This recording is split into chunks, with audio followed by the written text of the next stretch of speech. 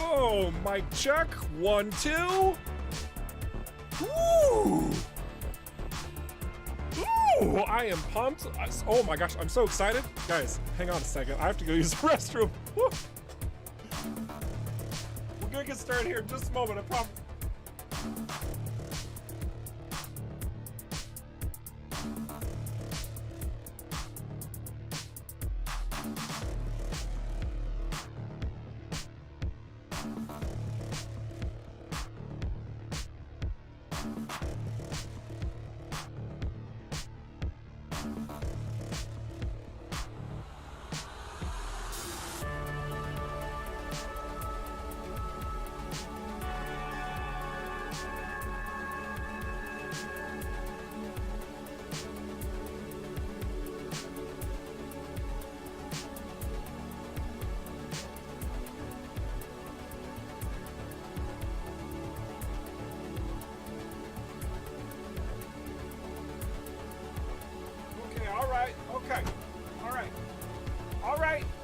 I know it's time. It's time. Oh my gosh. Mic check 1, 2. Mic check 1, 2. Let's do this. Let's do this.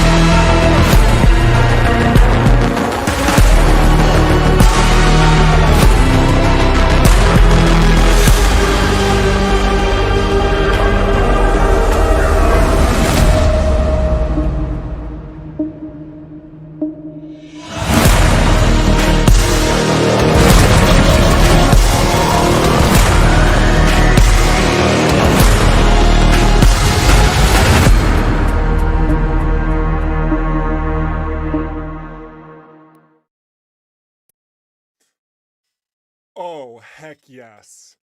Oh, heck yes. Welcome, ladies and gentlemen, to the official ROCKFISH Games stream. I am your host, Eric Schrader, the community ambassador for ROCKFISH Games. Oh, man, I am feeling good. I am feeling, whew. I don't know, like, whew, like, when we have trailers made, let me tell you what, when we have trailers made, you know, we're trying to capitalize on all those wonderful things we've accomplished. And when we watch it ourselves and we get excited for the game that we're constantly working on, you know that great progress has been had. Wow, what a look. What a look at how far we've come since the launch of Early Access, the beginning of this year. Nuts, nuts how much content we have shown. And you know what else? I'm gonna be talking a little bit and showing a little bit of couple tweaks and improvements and additions to the game right here today. Whew, I am so stoked. Also, I got a new haircut. I hope everybody enjoys it. If you don't, well, it doesn't matter, screw you. But regardless of that, let's get into this, because I don't want to wait any longer. I don't want to wait any longer. Let's do this. So we're picking up right where we left off, and I did a little bit of tweaking to the game files. Slight tweakings, just because I wanted to get into talking about some things. So, like literally where we left off, last time we were completing one of the side missions here, and there's an incredibly subtle thing that's right in the middle of the screen. Can anybody see that by chance? Maybe on the indicator at all? Just a really subtle thing that maybe for some individuals would be really nice to have, just to reorient themselves with where they're looking in regards to the play space. That's right, it's a horizon indicator. Kazaa has caught it first, it appears. If you look right in the dead center, that can be a toggled on, toggled off setting now in the gameplay. Where's it at? Right here, show horizon indicator. And then of course I'm blocking it. It says show or hide. Just another little accessibility thing for those of you, especially those of you who get confused in 6 Degrees of Freedom, where you can roll freely and there's no sort of auto leveling stuff. It can be incredibly disorienting. And you know, we plugged this in, we're like, does it make a difference? Does it matter? You know, like, how does it feel? And we love that this is a little setting that you can toggle now. I know that for some of you guys that are like super hardcore about your realism, you're like, what? There's no up or down in space. This is complete garbage. That's fine, keep it turned off. No sweat. Also, you're being incredibly picky. As far as gamification, these levels are created very intentionally and leveled out accordingly. So providing that horizon line can help situate you guys quite a bit more accordingly. I've dabbled with it, and I'm actually a big fan. I'm gonna go ahead and leave it on because it doesn't even, like, it barely takes up any part of the screen anyway. It's just, I feel like it's just a nice to have sort of thing. And just in my casual usage of it, I mean, yes, I have a ton of hours in the game. I have been finding myself to be reoriented in this game space much more easily now. Much more easily. It shouldn't even make that much of a difference, and yet it does. And we're really happy with just that really subtle but nice implementation of that in and of itself. Now, there are going to be more key features that are added for accessibility down the line. We'll talk more about that stuff when we get there. But yeah, that is man, I just realized, like, spent like 5 minutes talking about a leveling indicator. I am so excited about little details like this, guys. Holy crap. But still, it's important. I want to talk about a big one now. I'm going to talk about a big meaty update to one feature known as blueprints. We're redoing them. I'm gonna show you right here, right now, what that looks like. Right the frick now, like right now. So let's dive in. This is one of many crafting updates that we will be applying to the game, fleshing out those details. But long story short, we were not so keen on the crafting experience thing. We even renamed it. And I can't remember what we renamed it to. It doesn't matter because it's gone. It's wiped. See you later. Gone. So now if you'll see in our modules, for example, we have unknown. We have unknowns here, right? We could like go to commons, rares, superiors. We see that we don't have some of these things. We have some of them. How did they get there? Why are they there? Why are other ones not? Let's talk about that. So, in brief, so let's talk about the shield, the common shield right here, the module. I can't craft it at all. At all. Zero. No possibility. How would we gain the ability to do so?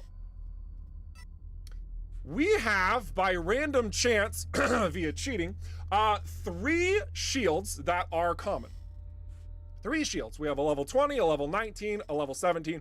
This one's an XC. Doesn't matter what type or what brand of shield it is. It just has to be a shield. There's going to be more details on brands and types and stuff like that in the future regarding crafting.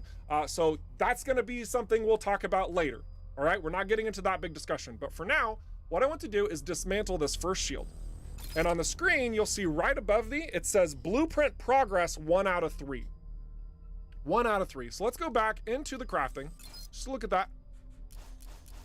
And of course, it doesn't show up when I need it to. Also, I should mention, like I normally do at the start of the streams, what you're seeing here is bleeding edge development of EVERSPACE 2. So you might see a little bit of hiccups and stuff.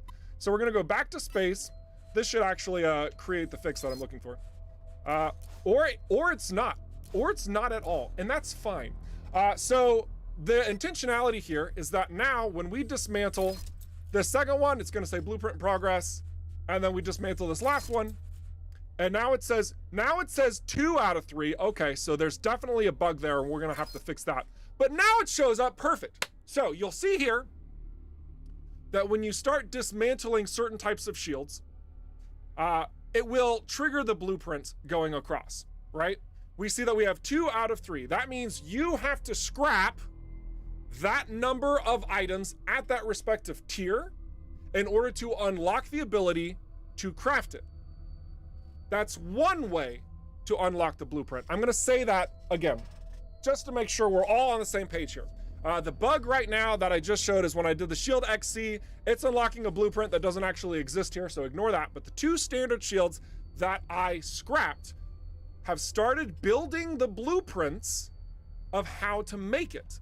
When you've dismantled 3 of the same type and rarity, you will unlock the blueprint. That is one way to gain a blueprint. All right? Phase 1. Phase 1. That's entirely RNG. It could feel bad if you want to craft something right out of the gate and it takes you forever because now you don't have the ability to spend your crafting experience, blah, blah, blah. You're right. Change. Some would say it's a big change. Whatever.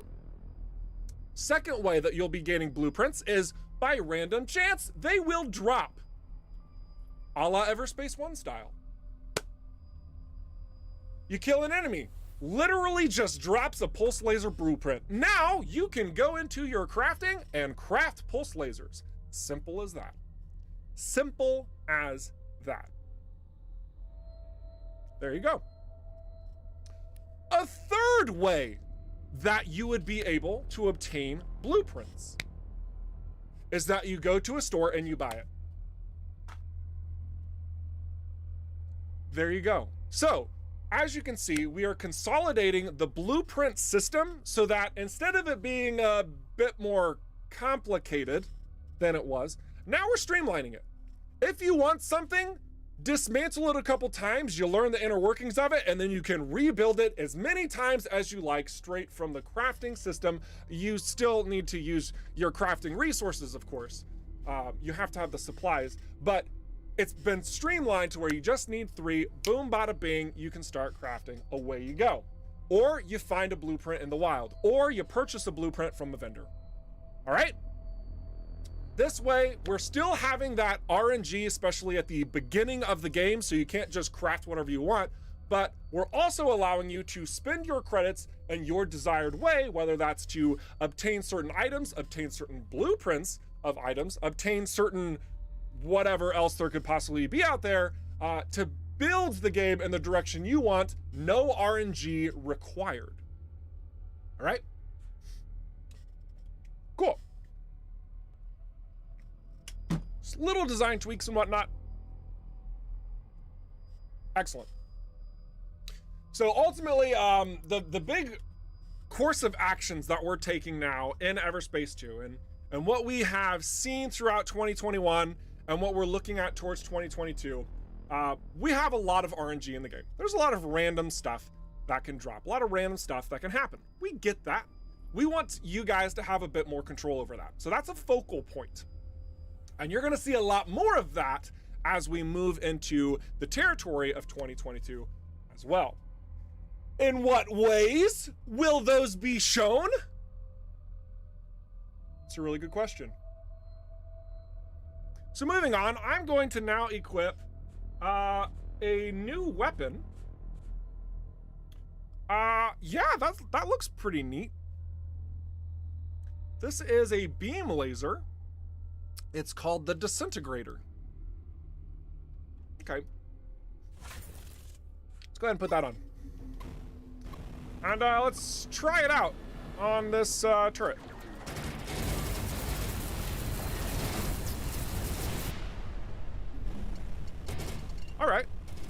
All right, let's do that again. Detected.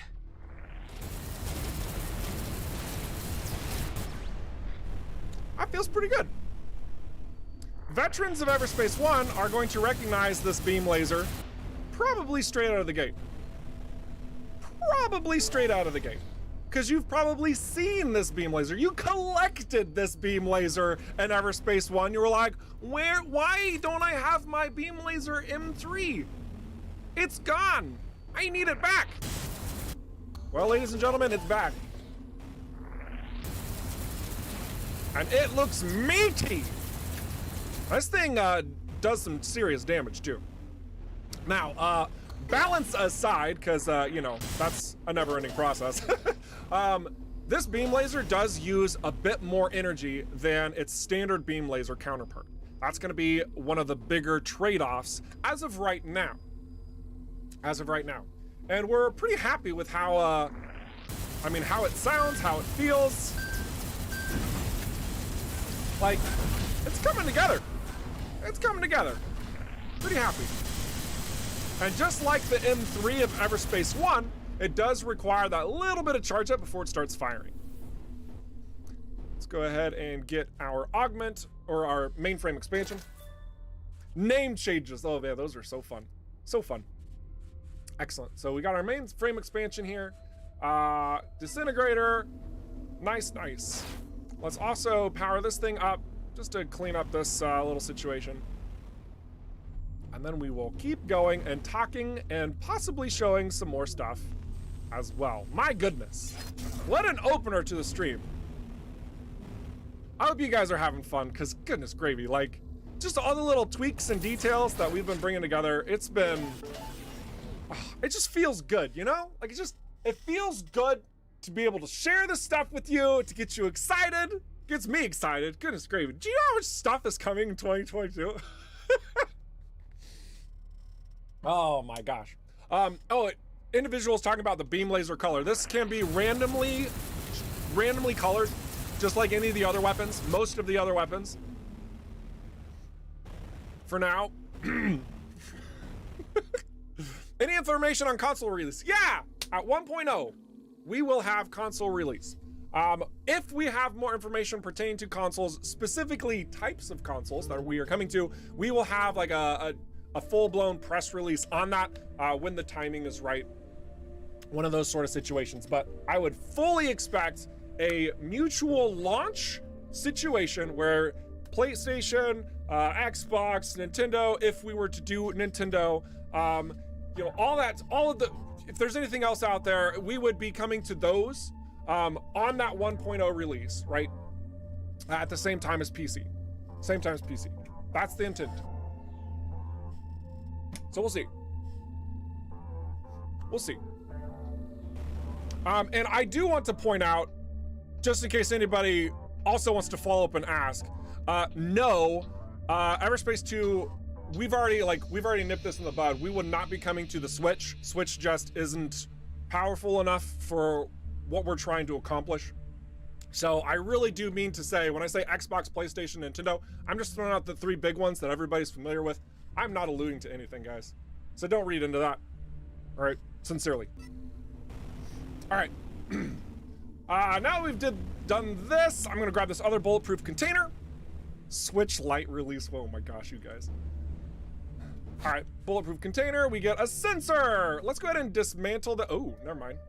We're gonna use that sensor. We're gonna dismantle this other one. Blueprint progress, 1 out of 3. Perfect. We had another one over here. Oh, they're different types of sensors. Okay, see, that's don't worry about that. That's more of a bug than anything else. Don't worry about that too much.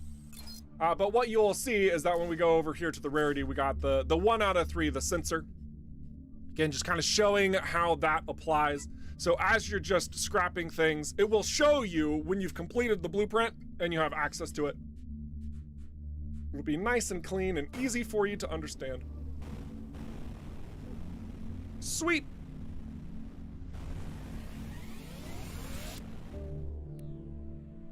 All right, let's see. Maybe ship change. Yeah, no. I want to change ships. I would love to change ships. So let me see some of your questions, because I've been chatting a little bit. Let's just see what y'all are talking about. I see some ideas being thrown around for the game. And as a reminder, these are community streams where I talk way too much and answer questions that you have. But if you have suggestions, even in the realm of like balancing, okay? Like, we get that certain things that you're gonna see not entirely fully balanced yet. That's fine. Go to the forums with that. Let us know so that we can catalog that accordingly and make sure we read it for your sake. Posting it in the chat and you're like, oh yeah, well, I think the balance would be so much better if you like tweak this by that or this and this. I also have this killer idea. That's great. Take it to the forums. All right, cool. Ship change, yeah, we're gonna do a ship change. Will the Linux build be available in 2022 or in the full release 2023? That's actually a fantastic question. To my knowledge, our plan is to have the Linux build available at 1.0. I do know that it's working fairly well for our Linux testers and community members through Proton. But yes, for native Linux, as far as I know, it's going to be the 1.0 release in 2023. I'm happy to be corrected from any members of our dev team, though, but pretty sure that's still the case. Still the case. Still the case.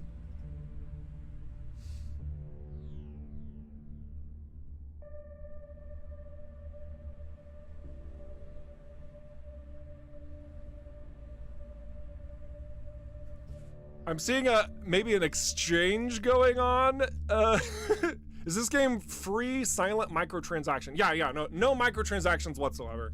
No, we it's kind of a long story, so I'm gonna spare you the details, but ROCKFISH Games exists by a fair degree because we don't want to do microtransactional models.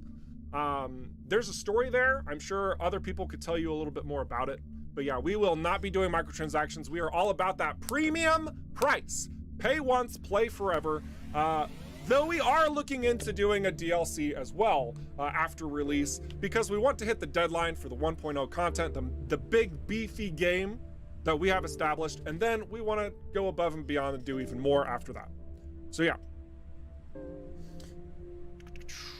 Let's see, a couple more questions and then we will dive straight back in to the gameplay and we'll probably change our ship. And then there's, oh my gosh, you guys are a ton of fun and you're going everywhere with your TikToks relating like how Steam forums are better than TikToks whenever you're leaving gameplay features and ideas. I do agree with that notion for the record. Gosh, you guys. Why you gotta say that? DLC hype. Well, technically we said DLC from like the Kickstarter like forever ago, but you know, it's cool. It's cool.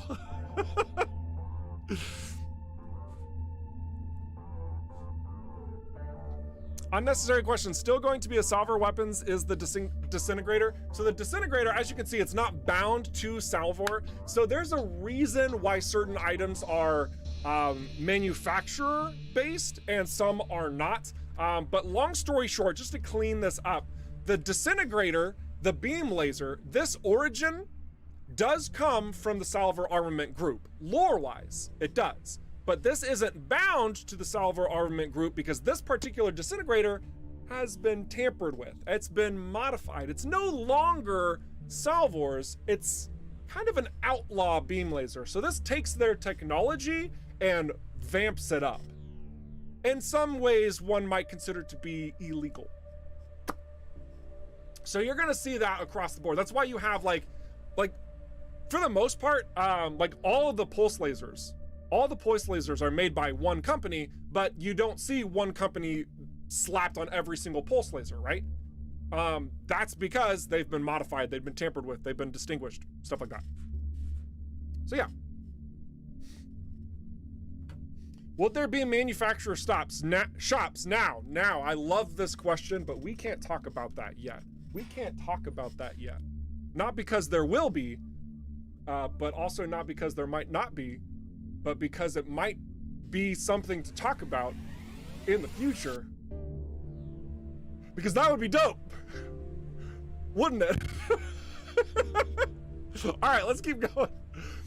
So I'm just gonna go here and oh, would you look at that? So we're not quite done with perks either. No, they're not done. And when I say they're not done, I don't mean from a balance perspective. I mean, we're not done with the number of perks that you'll have available. This one's a very simple one, but a level of convenience that I think you'll all appreciate. We made some sliding changes to the thrusters in the game, and that is to adjust and to compensate for the cruise drive perk that Ben will now be offering you. Very simple one. This changes the cruise drive activation delay. You upgrade this, you can activate cruise drive faster. Nice, simple, little tweak. You can all expect to see a couple more nice, simple little tweaks that will be available to you through your companions in the future. This is the only one that I can showcase you right now. Let's see what else we got. Nope, there's nothing here to talk about as of right now. That's not foreshadowing at all. Okay. Let's see. Let's get back into this. Let's go change our ship. Go change our ship. Oh, we do see a secure container all the way over there. And the only reason I knew it was a secure container is because the indicator has been, it's actually adjusted. So secure containers have a border around them. Actually, I think it was like that. We updated our UI on a number of things. So let's go back to, where should we go? Prescott? Let's go to Prescott. We'll go to Prescott, Starbase, and cycle to another ship. Yeah. Also to complete data fishing. Can you tell me what we just stole? Hit lists, diaries, accounting files, binge drinking videos. Any treasure coordinates or fancy weapon blueprints? No. But if you are interested to see some photos of Algrim slug nails... Yeah, I think I'll pass. Perfect. That ping was so loud. It's good. Pondering Fox says, oh man, that's a cool companion buff. Thank you for that.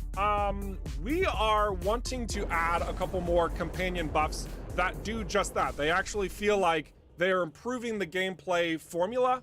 And that's just one, again, just one that I am able to show you right now. Just a simple little matter of convenience. Because we recognize that some things can be kind of crazy if we were to make them a perk, because all of this stuff, these are passives, right? Everything you get from every single one of these characters. I'm just showing you also, there's no other secret ones in here. Nope. Sorry. But all of these are passives. They apply at all times. So we also want to be careful as you're progressing through the game so that you can't unlock something that's going to give you some extreme passive, right? That's why the companions unlock over time. That's why there are requirements in order to get them, you know, et cetera, et cetera. But we will absolutely be looking at more passives that just tweak and modify and adjust the game to your convenience, especially, you know, when you're 20 hours in and you know the ropes. Like you got the things. You got the things. Can you release the ping sound so I can have it for my phone notifications? Oh my gosh. I would totally use that as well. Holy cow. I love that.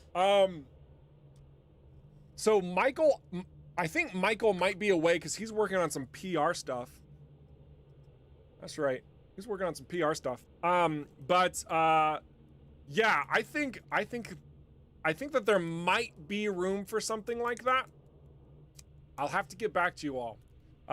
If you could do me a favor, head on over to our Discord and go into Ask Devs Questions and ask that exact same question. Somebody, just somebody, and then like the heck out of it with emojis.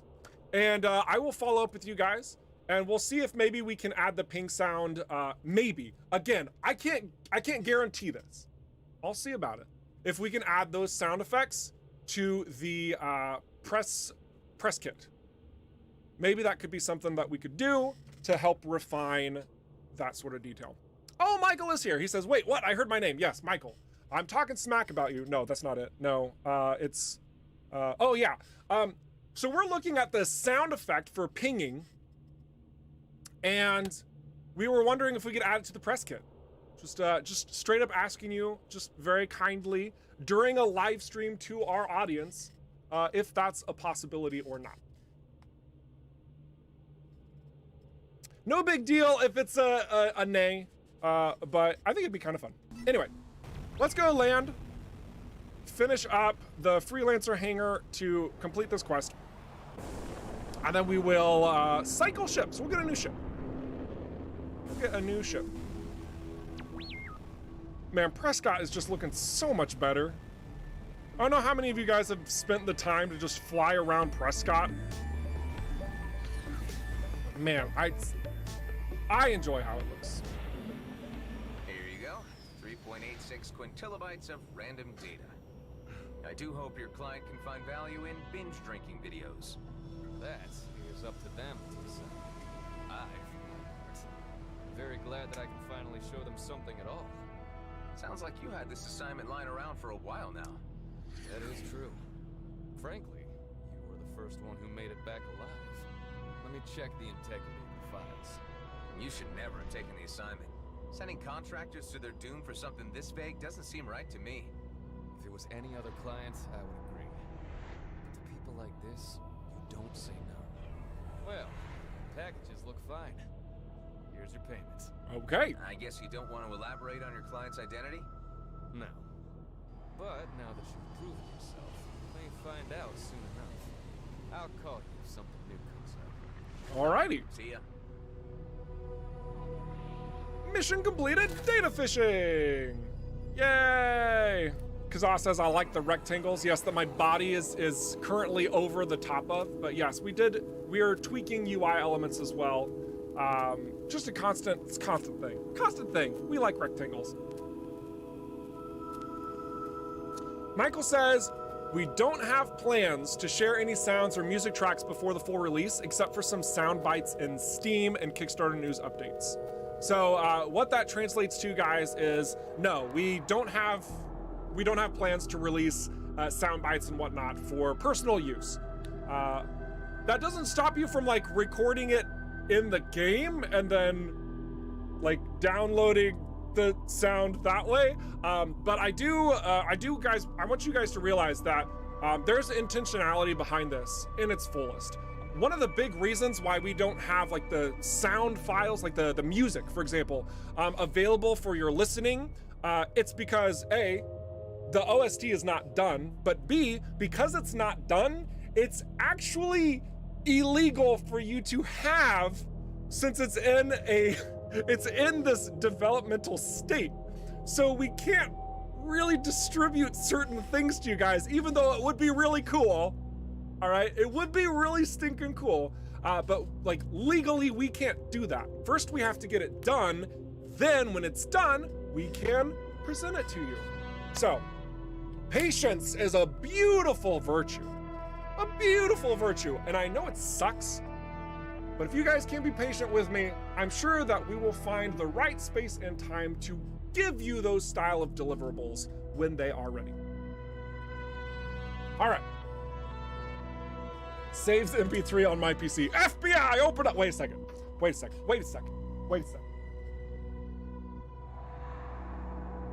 FBI, open up. Who's got the MP3 of the EVERSPACE 2 game? Oh, you're going straight to time. Nah, I don't think it's gonna happen like that, but still, you have to understand, we have a process, folks. We got a process. All right, anyway, what were we doing? Oh yeah, we were doing all the things and got easily distracted. Let's look at the ship dealer and some ships.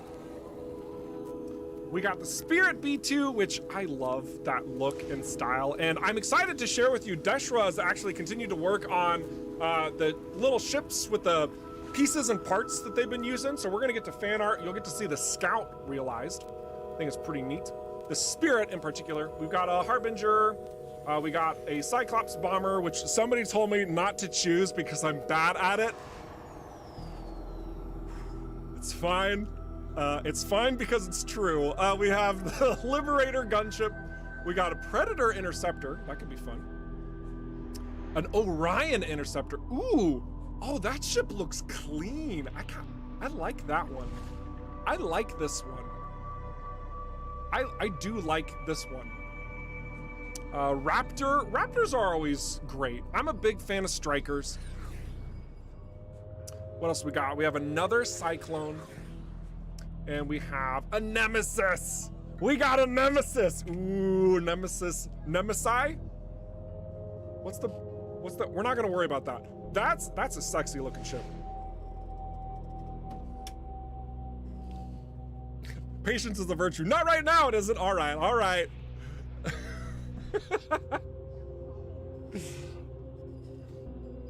You guys. What's the DirectX requirement? 11.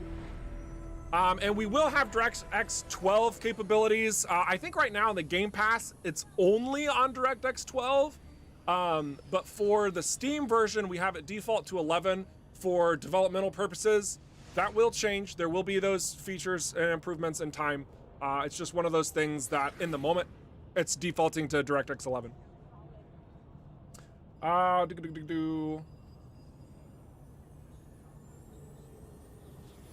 Ooh! More like Tom Cruise and Top Gun glasses than FBI. Fair. It's fair. It's fair. It's fine.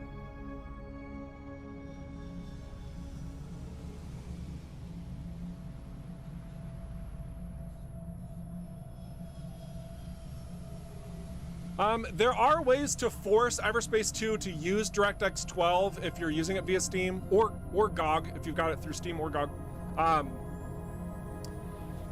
There's instructions in the Discord, I think. It's either a pinned message or... Shoot, where's that at? Maybe it's on Steam. It's out there. Search for it. Use the Googles. It should assist you in finding that. If not, just ask in our Discord. I'm sure somebody will, you know, do the work for you. So yeah, anyway. And also demo, yeah, always try the demo too if you're concerned if it's gonna work for your computer or not. Demo is literally the game except capped to a certain point. So definitely try that bad boy too. All right. Let's see. Let's get this ship. I'm feeling either the Orion or the Raptor. Either the Orion or the Raptor. What are you guys feeling? Do you think we need to go Interceptor or Striker? Those are my options. Those are my two options. I see a vote for Orion, okay. Bomber. Medbed. Okay, so we're gonna backtrack. We're gonna cover our options again. All right, so we've got an Interceptor or a Striker.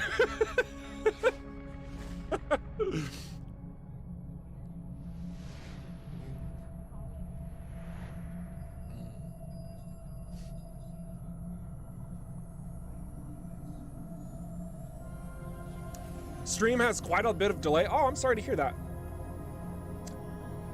I'm sorry to hear that. But yeah, the demo is on Steam. You can just straight up head over there and just click on the demo button.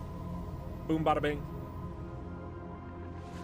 I'm seeing a lot of Raptors. Okay. Oh, this is so particular. I wish I could show this on the screen, but like everyone over on Twitch is saying the class and everybody over on YouTube is saying the name. So I have like, on one side I have Bomber, Striker, Bomber, and on the other side I've got Raptor, Toaster, Raptor. It's interesting. That's particularly interesting. I wonder how that happened. Probably just coincidence, but I am seeing a bit more Striker, a lot of Raptors, a lot of Strikers, so we are gonna buy this. And we're just gonna cycle out. Can't transfer our cargo. Oh, okay. So let's sell some of our cargo first. Man, I'm so glad I was able to showcase that. We're gonna get rid of our ramen, damage booster, our sticky turrets. I'm sorry, Kazaa. I don't know why I apologized to you about that. I just felt like I needed to. Let's see. We need to. Let's just get rid of all this stuff. Sell those. I want to, let's also spend some stuff in our perks. Let's just get the cruise drive energy chargers out there. Terrain. Increase our hangar size a little bit further. Oh, why did we use all our credits? That probably wasn't smart. Whoopsies. Scrap metal, get that out of here. Good, good. All right, that feels a lot better actually. Then we'll also sell this. And then we'll scrap some things to start building out more of those blueprints. We'll scrap a bunch of things, and we're gonna see like a ton of blueprint progress on the right side, and it's gonna be confusing. Don't worry about that. Don't worry about that. It's all part of the plan. My goodness, we got all these signal decoders and Union. Let's use those. Perfect. Now all we have to do is buy the Raptor, which thankfully we can still afford.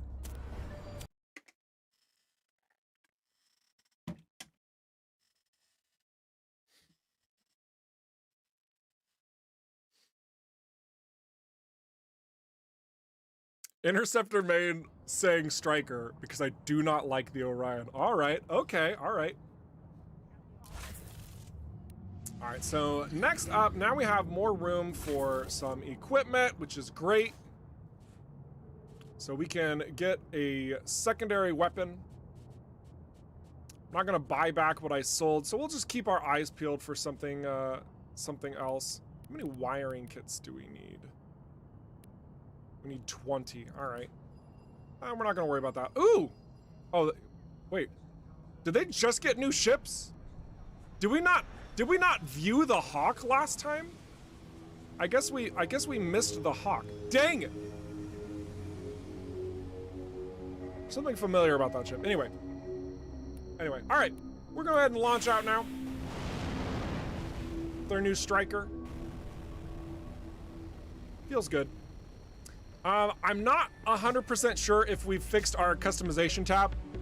So, as of right now, I can't change colors in the ship, I believe.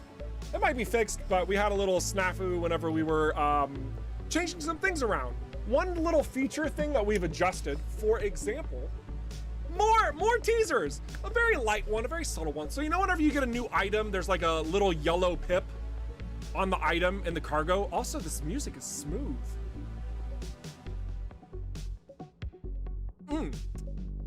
I like that. All right, anyway, so it shows you when you get a new item. We also want to do that for the colors. So now, whenever you're docked, not flying, but whenever you're docked, when you go to change your ship customization and you go into your colors, it will show you the new ones that you've collected, ones that you have not seen yet. All right, just very simple thing. Very simple thing. Subtle but nice changes. I think we can also pick up,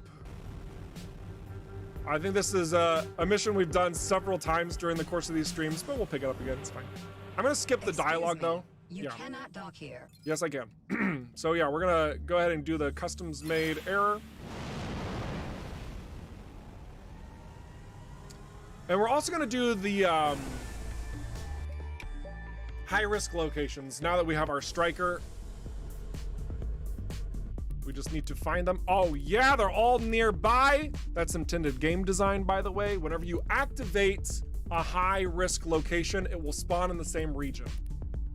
Very, very intentionally designed. Intentionally, folks. Woo, all right. Let's start with this blue one.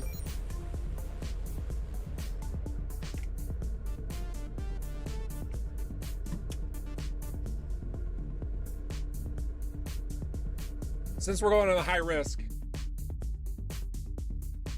All right, let's do this.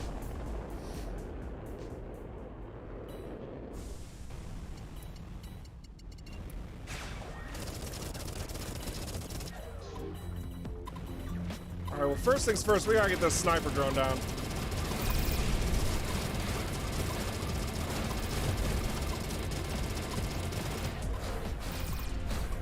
Not as convenient as I would have liked it to be, but that's okay. We also have an armor drone. Let's go for that first. We should have gone for the Weber drone first. All right.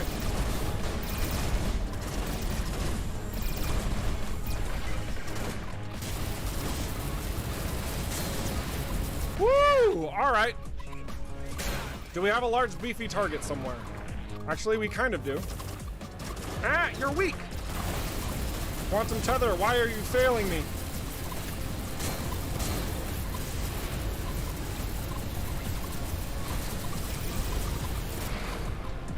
All right, here we go.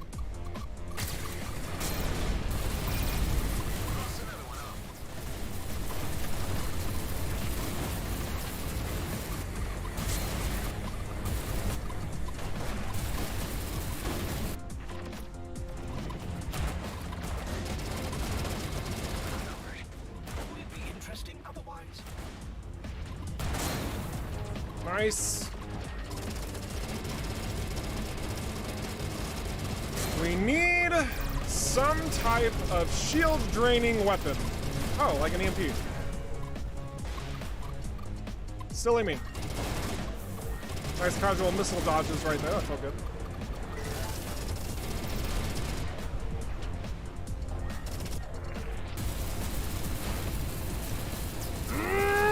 Not beam laser though. Also, it's hard to tell, but I have something else to share about this beam laser. We'll show it in just a moment. First, I gotta bring this bad boy down.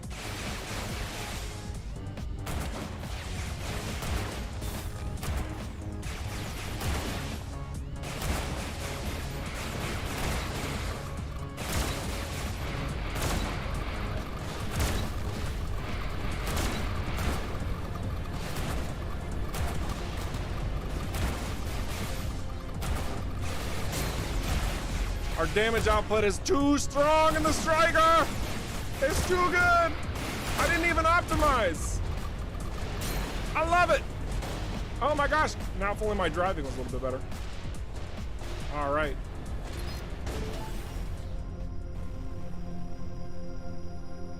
Now we have lots of loot to pick up. That felt good.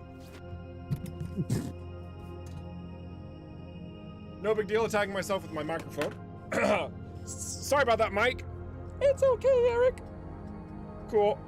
Oh, beautiful. Did we get all the loot? No, we didn't. There's lots of loot over here. Lots of loot.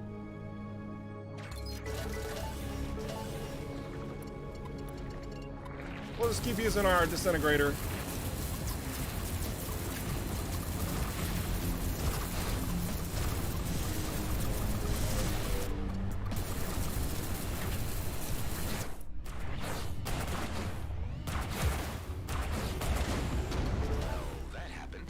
Wunderbar. All right. A little crispy, but checks out. Man, we got a ton of stuff. Let's see if we can unlock the blueprint progress here this time. Okay, there we go. So now at the bottom of the screen, you see, once you dismantle a certain number of items, it will show you that the blueprint has been unlocked. I was secretly hoping we were going to see a blueprint drop. I don't actually know if we have full implementation of that just yet. But yeah, that's gonna happen. Shield breaker missile launcher. I think that works perfectly with our particular build.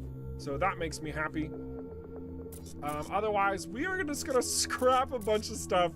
Oh my gosh, just tons of stuff. And we're gonna do this. We'll hang on to that. We're gonna do this to hopefully unlock another blueprint. Nope, but we did make a lot of blueprint progress. So just to show that one more time, basically what we unlocked is now we can craft sensors. We can craft sensors at the common tier, but you can see that we're slowly making progress on various other things at various tiers. And the more you dismantle, the more opportunities you'll find. And obviously, aside from the blueprint itself, every time that you dismantle weaponry or modules, you will be provided with crafting resources, giving you the ability to then craft those respective items as well. Cool. Let's head to our next high-risk location. I am stunned he is using it correctly. Bearded Frog, the striker's like, I think, my favorite ship. So, if I'm not using it correctly, then, Michael needs to hire someone else. I need somebody who understands the game. Get this idiot out of there.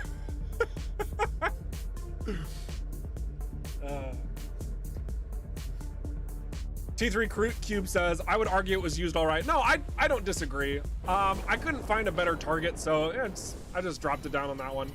And I could have chained it as well, but I didn't want to be like hyper cheeky. Hyper cheeky. What does that even mean? Oh my gosh. Anyway.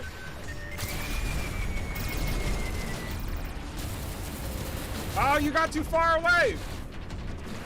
No, come back. Come back. No, go over here. There we go. Much better. Much better. If they go to the right location, you just push them there. All right, let's cheese this. And by cheese, I mean use the ult the way it was designed.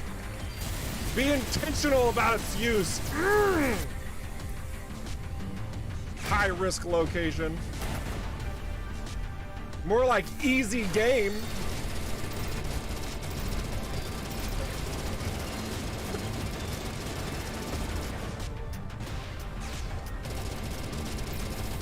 Perfect. Don't you dare shoot me.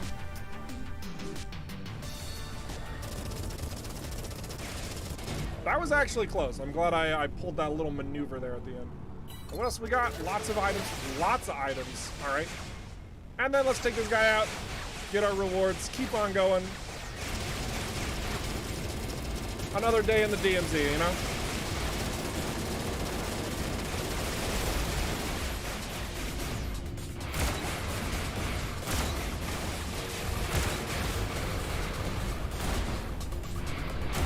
Not as effective as I was hoping that would be. Now, if we wanted to optimize ourselves with the striker in these combat situations, I'm sure that some of you high-tier gamers out there are looking at me engaging this Outlaw Destroyer going, what is he doing? That's dumb. It's completely silly to be attacking it in this style. You're not necessarily wrong. But again, we haven't optimized our ship. I'm just kind of like chipping it away because it's not too much trouble. I'm playing chill, all right? Then we're gonna talk about more of the upcoming 2022 things, yeah? Sounds good. That little bit of armor is kind of annoying. He just got.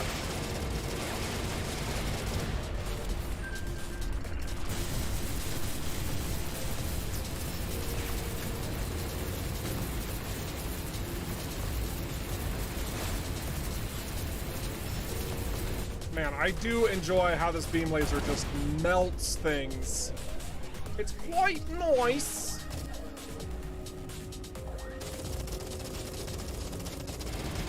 All right. Second high risk completed.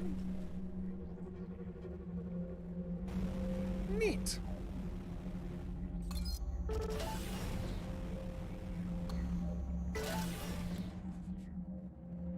Woo! It's a lot of stuff. Let's see what else we can learn to craft, because I don't know about you guys. Just got distracted. I was looking at. Oh gosh, is there something on my ceiling? Oh my gosh, I don't even know. I think there was something. Anyway, well, hey guys, I wanted to just let you know that there is more content and stuff getting made for the game. It's just not ready to show yet. I don't think this is gonna happen, but if for any crazy reason something showed up during the course of the live stream that I don't address at all, it's because I missed it, of course. That's why. That's exactly why. There's definitely nothing else going on here. Just pay no attention with the man behind the curtain. Excellent. Oh, look at that! We unlocked another sensor. Take care of that as well. Perfect. All right, let's keep going. RFG Michael is typing. Oh my gosh, you guys.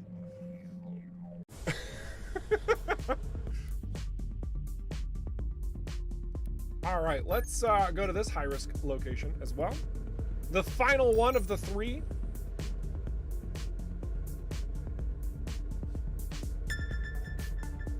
Yeah, if we wanted, I've seen some really cool builds out there, you guys, and like we're not even done with some of the crazy stuff you can do with items, and you're already just taking what is available to you, and you're just exploiting the game as hard as possible. And I'm just like watching your streams, and I'm watching your like little snippets and YouTube videos and animated GIFs, and I just like, man, I love how creative you guys are getting with the tools that we give you. Keep that up. It is absolutely fantastic to observe. Absolutely fantastic, because you're giving us a couple more little ideas. Maybe some balancing recommendations too in certain regards, but don't you worry about that. The main thing, the main takeaway from all of this is that you guys are finding what's fun. And you know what we want to do as developers? We want to make sure the game's fun.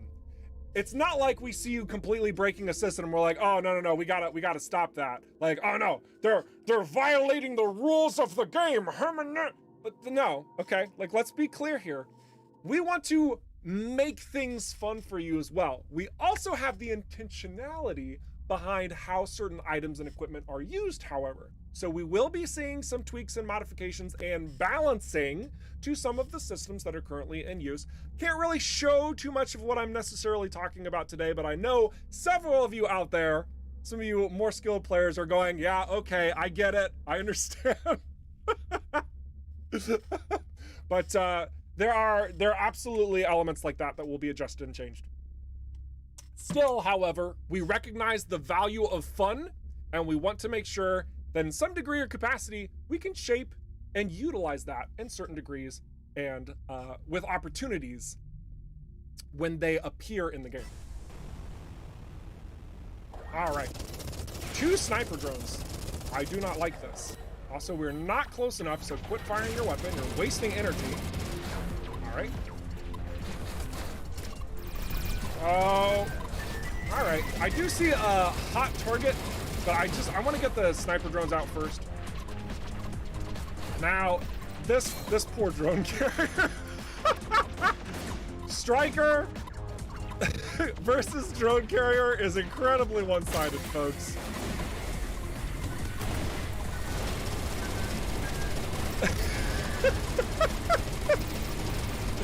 Bye!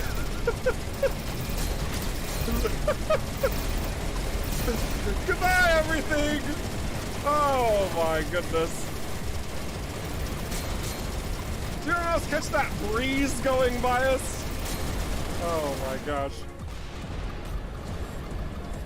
The Weber survived?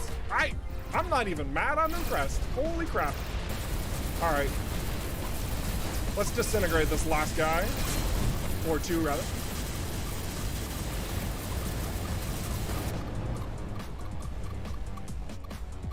Another bomber. All right, okay, all right.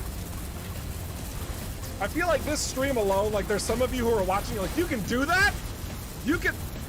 I'm playing Striker now. Striker's a lot of fun. Oh, we picked up way too many items. Oh, okay, good. It didn't break the immersion, thank goodness.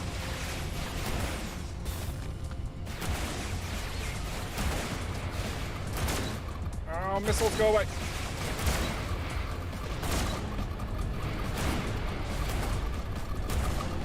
Woo! That was a close one.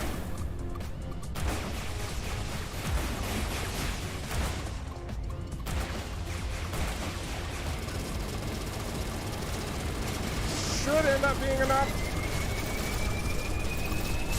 Ouch! Ouch!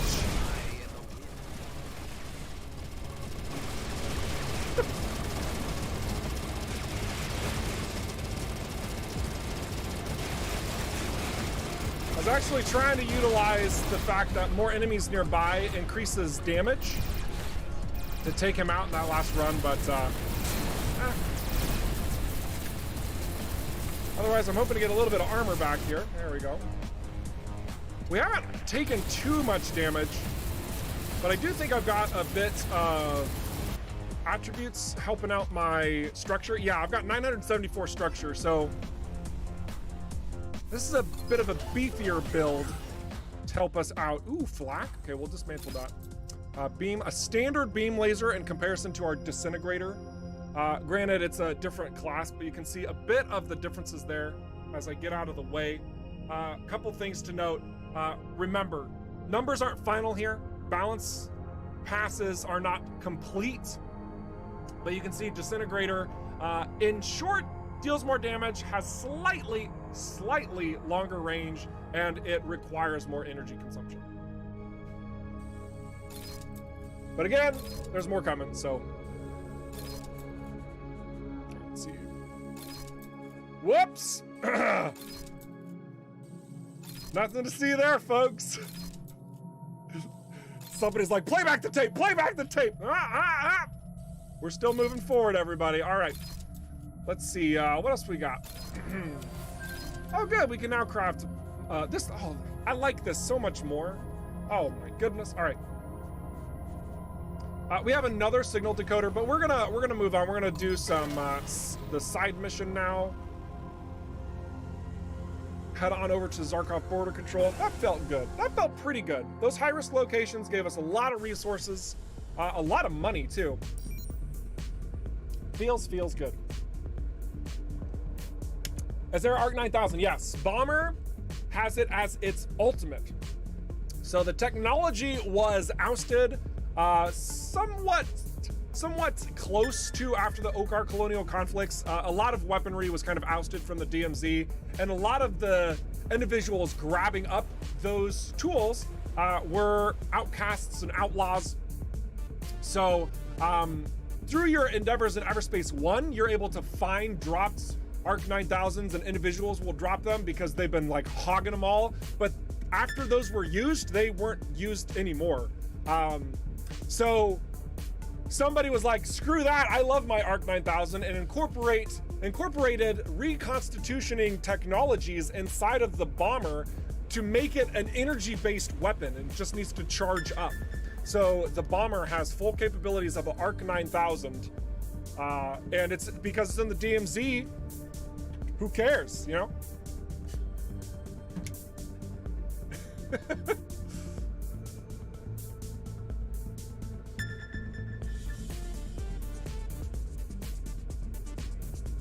And that is why balance to incentivize ultimate usage is a good thing. Yes, absolutely. Haircut looks great, sir. Oh my goodness. Thank you, worst best friends. I really appreciate that. Ah, you noticed my hair was cut. It pleases me greatly. I went to great lengths to make sure that this little flippy-do, what the heck is this called? I'm not like very good at styling hair or whatever, okay? You know what I did when I got my haircut? I said, this is my wife, listen to her. That's how I got my haircut, okay? And like, I just want to take a moment. It just feels like, yeah, the weather is nice and cool, but I'd rather have layers that I can take off. And let me tell you what, my office space can get kind of hot. So having this all like crisp and clean, it feels good. It feels really nice. So thank you for noticing. I do appreciate that. Very kind gesture. Excellent.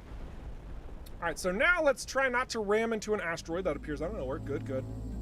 Also, I do have to say that, you know, I've seen this location like a bajillion times now, and you guys still make me go, wow, whenever you share your screenshots in the Discord. Like, I love it. I love it so much. What's the current design intent for frequency of ultimate use?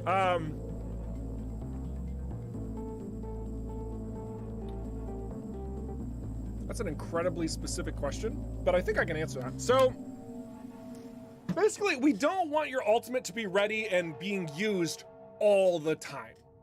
In some cases, it is. And that needs to be adjusted. That needs to be adjusted. We don't want the ultimate to be used in like every single engagement all the time. We want it to be something where the timing is appropriate, but we also don't want it to be something where you're hoarding it and you feel like once it's gone, then you have to wait forever to get it again. That's gonna be something that's a tricky balancing act to do. You guys know this. You're gamers, you understand. And so right now, like some of them feel a bit more appropriate in that regard. For example, the Sentinel. The Sentinel, I think, is in a pretty good space.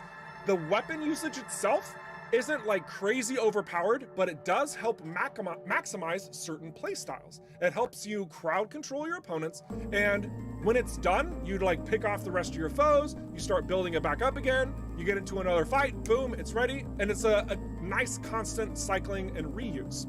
Then we have other ones like the Striker.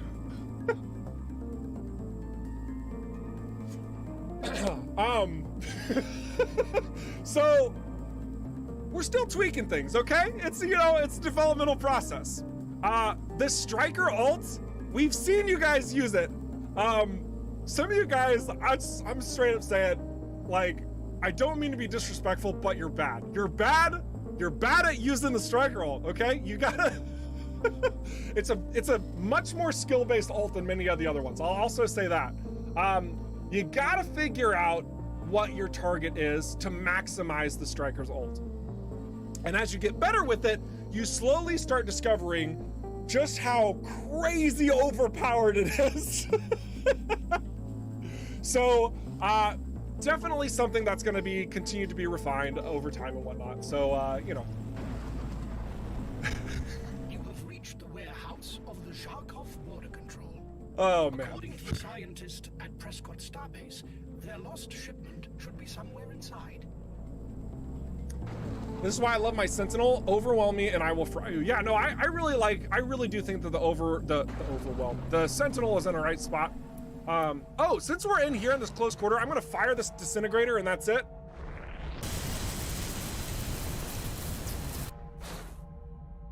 Did anyone notice anything about that weapon in particular that's different from every single other weapon in the game?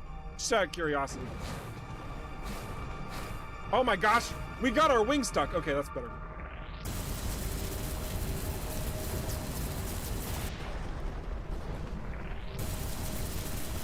I'm not saying it's gonna come to more weapons, but if loot can be randomized, I didn't say anything, all right? I said no details. I gave away nothing. Ooh, ship color. And our fragile partial, excellent. I found a shipment. Let's return to the scientists at Prescott Starbase. Wonderful. Wunderbar. Now, I'm trying to remember where the rest of this thing is at. I feel like it was it not on the, ouch. I'm trying to remember. Oh no, we have to get the energy socket. Lol, never mind. We're not gonna do that right now. We're just gonna go complete this side quest. Would it take me very long to do that? No. Am I being lazy? Probably. I just wanna, you know, let's keep playing. Let's keep playing. Prescott Starbase, here we go.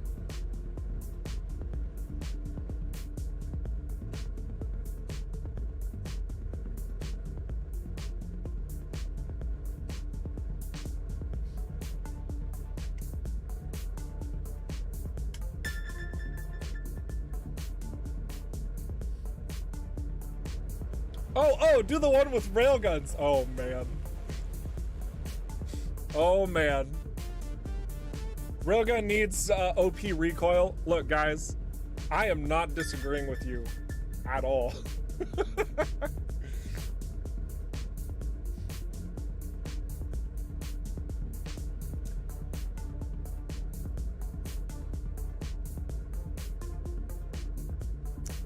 Finner Master MK2 says, and if they implement the overheat feature from EVERSPACE 1 in the volcanic planet, I'm not going to have a good time.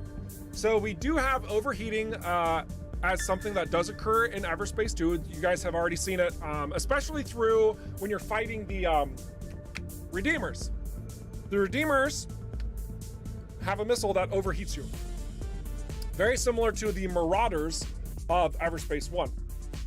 And we do have the intentionality with certain systems, with certain mechanics that we do want to bring back in the space of EVERSPACE 2, but in ways that are a bit more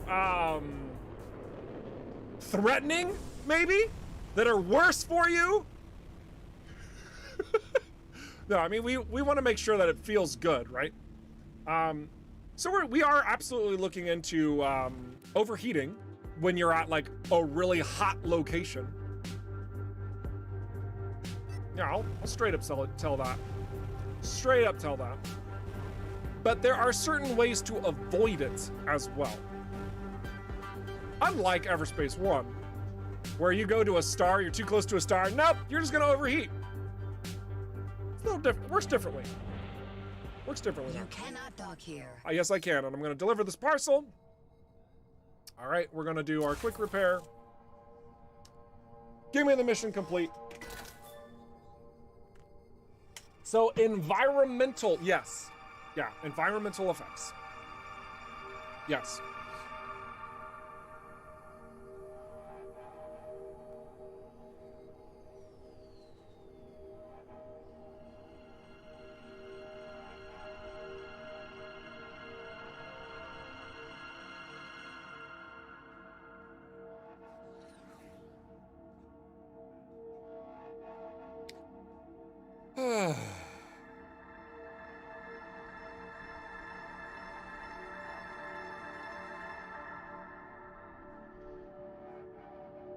Sorry.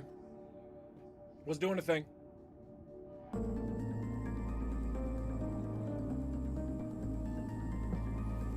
All right.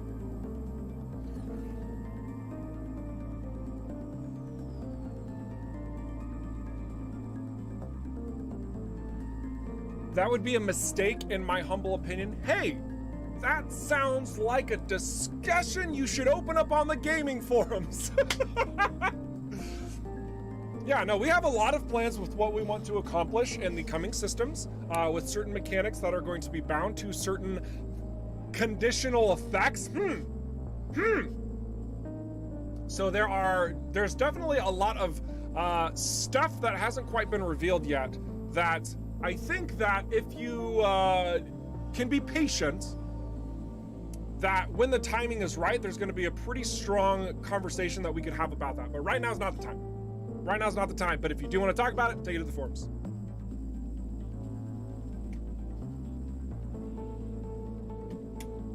All right. Let's see. Are we going to be able to have a constant wingman? That would be cool. So we've seen that request before. It's not really how we designed the game. Like, that wasn't ever the intent. Is there room for that? Maybe, but I can't really guarantee anything, Jackson, because the emphasis of this game, it's really about being a one-man fighter pilot by yourself. Obviously, you grow in relationship with these other individuals known as companions who provide various benefits, but it's not something where you're like creating a fleet, right? So that's kind of a different direction than what our vision is for the game space, just so that you are aware.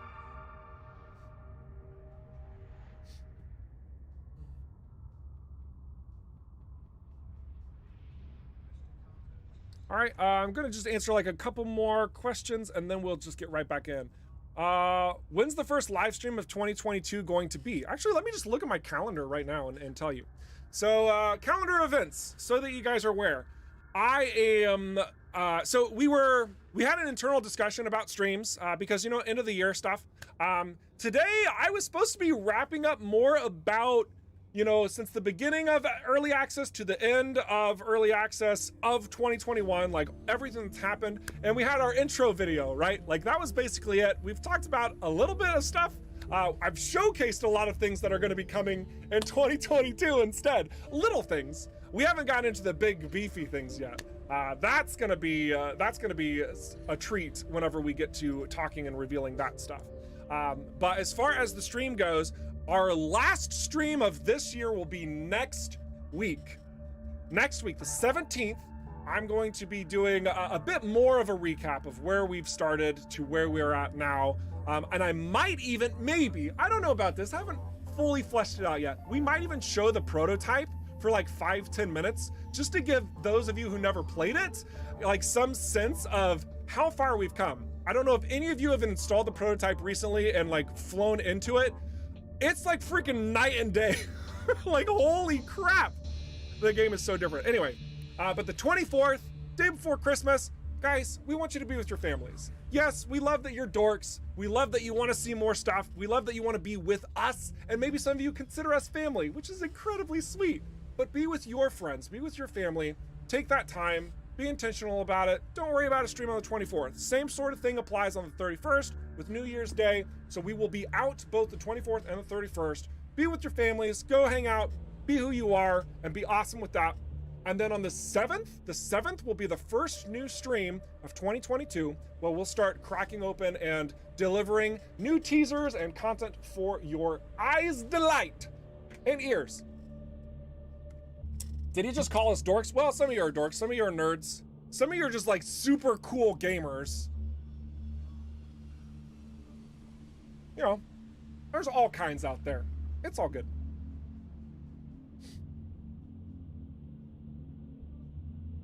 Aren't the drones of the Vindicator some sort of constant wingman? Okay, we're good. We could argue semantics there. Don't worry about that.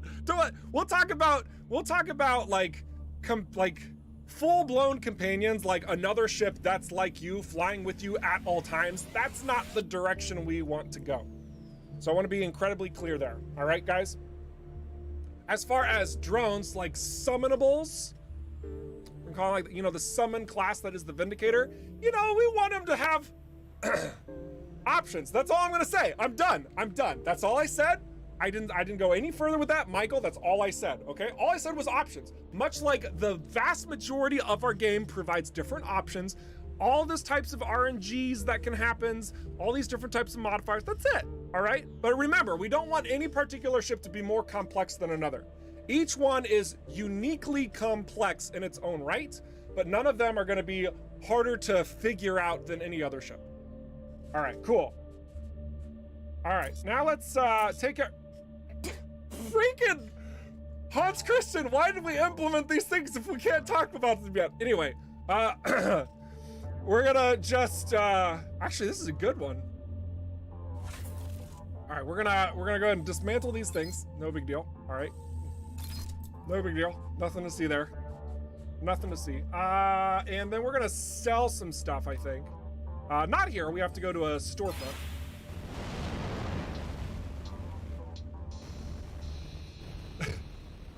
Goodness gravy.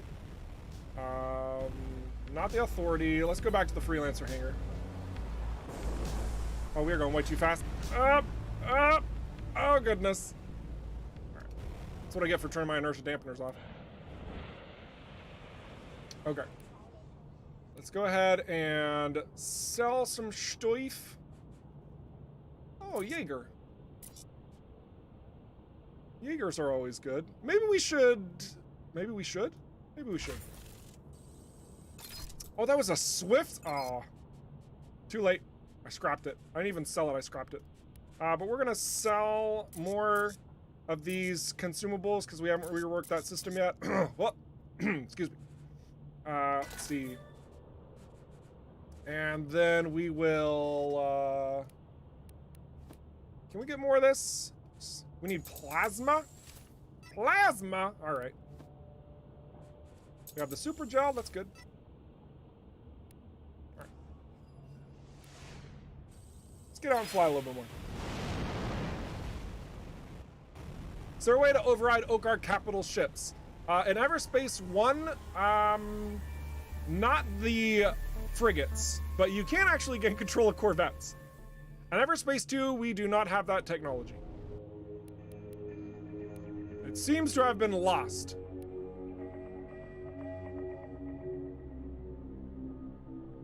Sorry, got distracted there.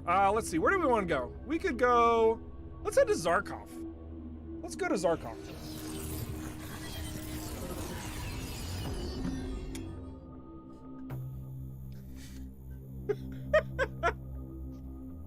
Are you guys having fun today? We have shown so much stuff. We've been talking about so much stuff. Goodness gravy. Spatial bypass tech for the win. I am awaiting the first impending malfunction so I can finally say I told you so. I could have sworn I disabled text-to-speech, but that's fine. It's fine. We'll leave it. As you can see, there's still certain technology or dialogues that needs to be added. Shield ST. Oh, cool. We'll add that to the blueprint progress. Cool. Bug detected. No, it's not a bug. It's not a bug. It just hasn't been completed yet. Game is literally still being made.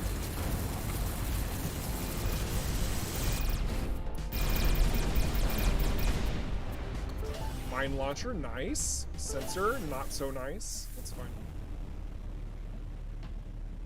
Cool. Another shipwreck. Neat. Jump core. Ooh, a jump core. I feel like I needed that for something. And then corrosion mine launcher. More shipwrecks. Cooling unit. Damage booster. Some opponents.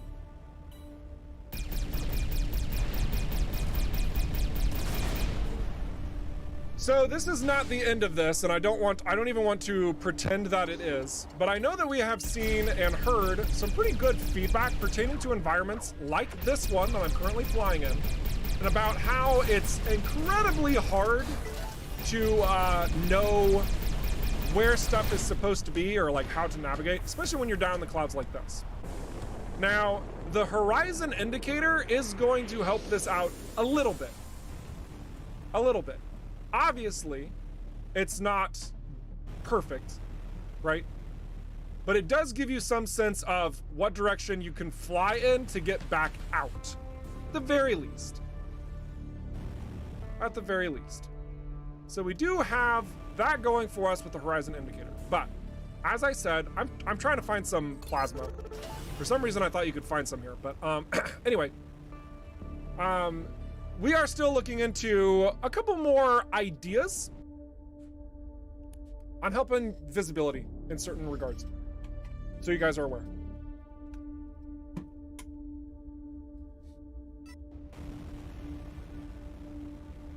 Whoa!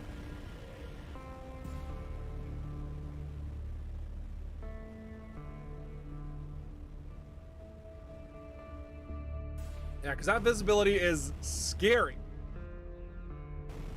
Visibility is scary. All right.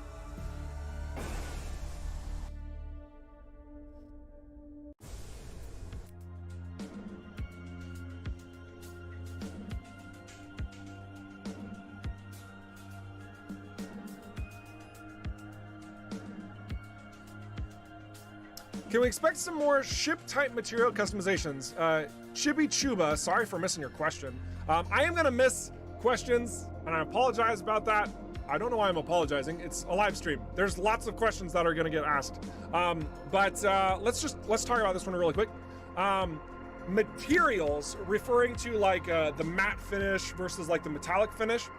I think that it would be really cool if we did have more options on that front.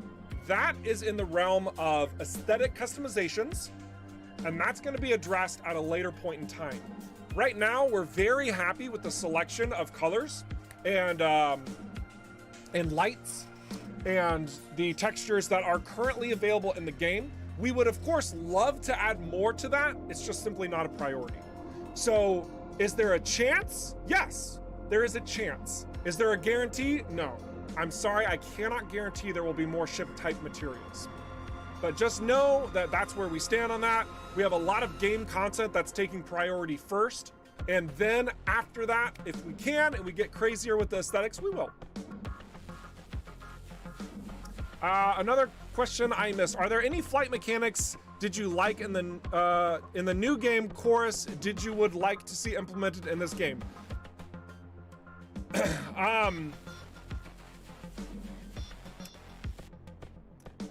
Let's have that question asked on the Discord. For now, we are going to talk and focus on EVERSPACE 2 stuff because we could go in a completely different tangent on that alone. So ask in the Discord and we can have a discussion there, all right?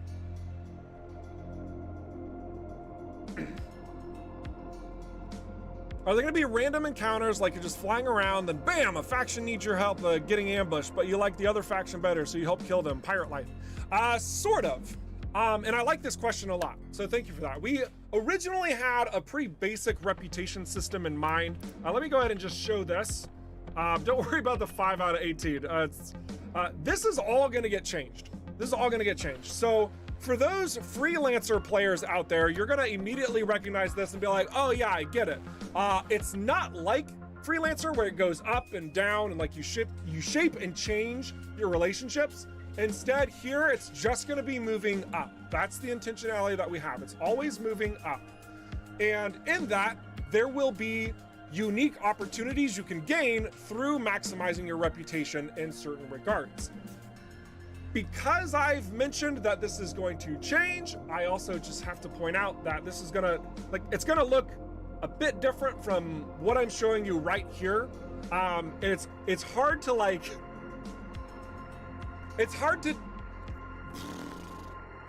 no, you can't choose to work with an outlaw faction versus GMB. Like, you're not gonna have that. There's your direct answer. But you will be able to grow your reputation and have certain standing in certain sectors. We'll word it like that and we'll come back to that later. All right. I'm gonna answer like one more question and then we'll keep playing. We'll keep doing stuff. Will there be any notice whether I already acquired a blueprint or not? I mean, I could always look that up, but some of a small mark on that item. I like that idea, but for the most part, it's going to have been cataloged and inside of your blueprints.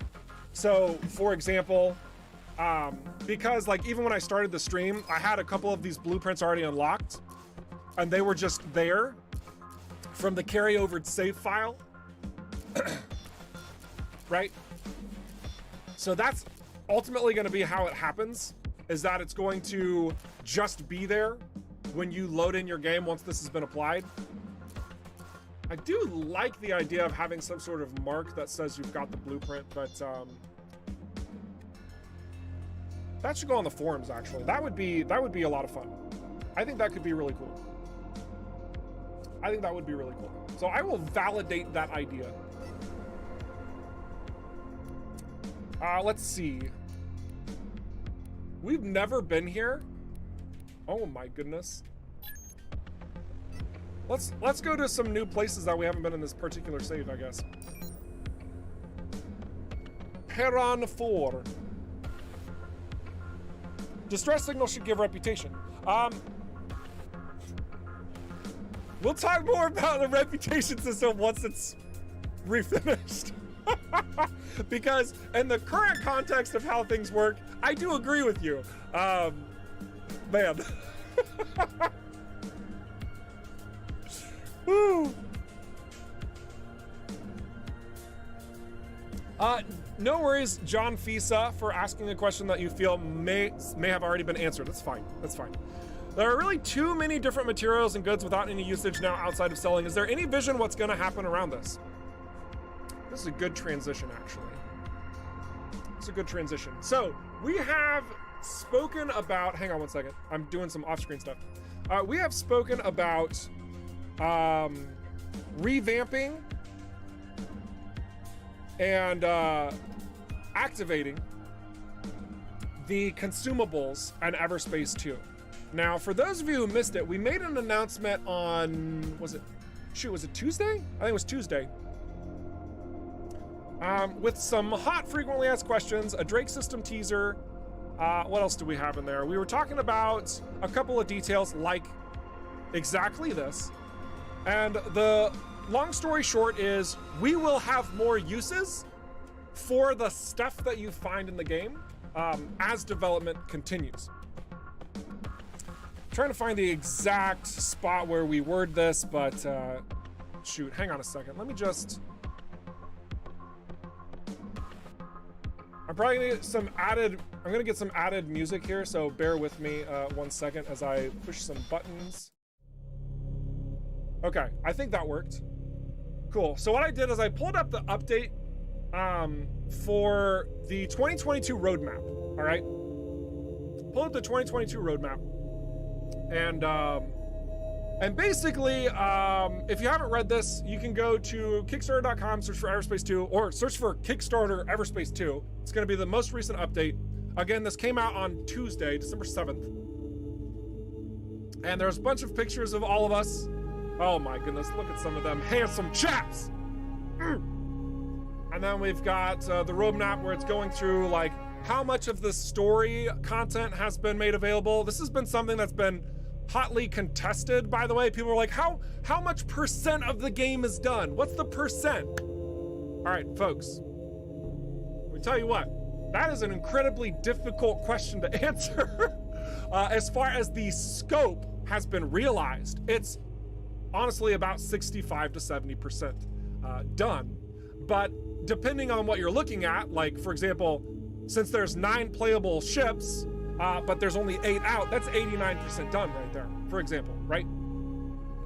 So I would hotly encourage you guys to read through this if you have some burning questions, because not only do we have all this is from the prototype, by the way, but not only do you have those burning questions about like details on localization, difficulty, whatever, we have a lot more information regarding some of those burning questions all up in this.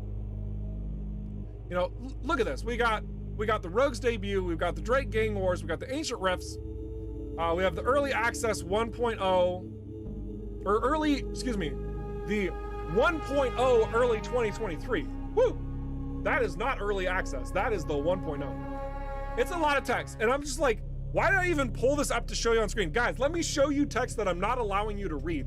But there's a lot here.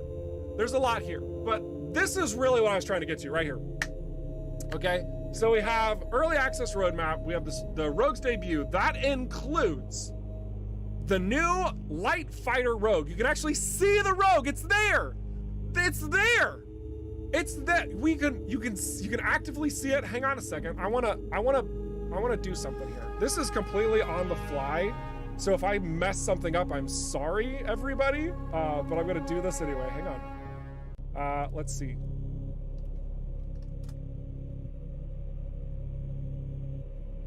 This will all make sense when I get to it. I promise. Got a lot to scroll through.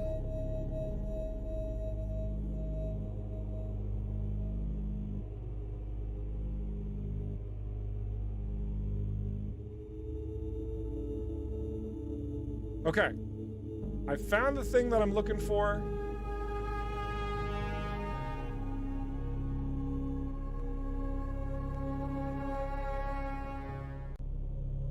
Whoop. All right. So I'm gonna pull up YouTube right now and look at, oh my goodness, this is Casper. Oh my gosh, Casper, you're looking great. You haven't aged a day. So what I'm doing here is I want to actually show you the Rogue. Because this video, which came out, back in 2019, showed the Rogue. What? Yeah, so check this out.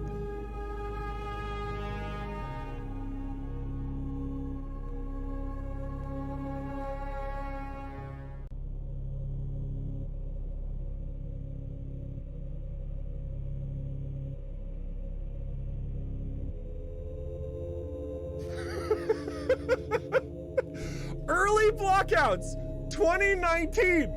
Guys, this is gameplay. Look at the, you know what ship this is? 2019. We put this out there. What? Hello there, Vindicator. Like, guys.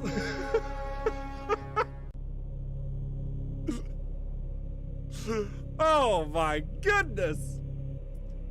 Oh my goodness. If you guys have not got, oh my gosh, water? Don't look at that. Don't let, that's, we didn't want to reveal that yet. Back in 2019, guys.